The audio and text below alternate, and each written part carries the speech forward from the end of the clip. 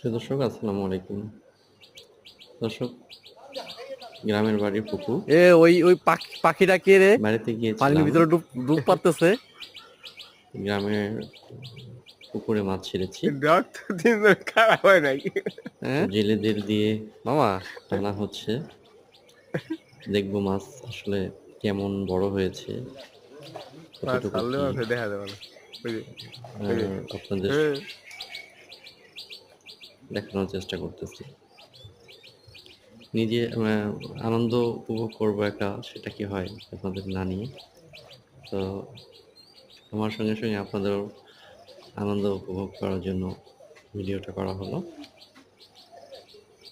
আসলে মাছ ধরা বা গ্রামের দৃশ্য এগুলো খুবই ভালো লাগে, চমৎকার লাগে। এটা অনেকেই পছন্দ করেন।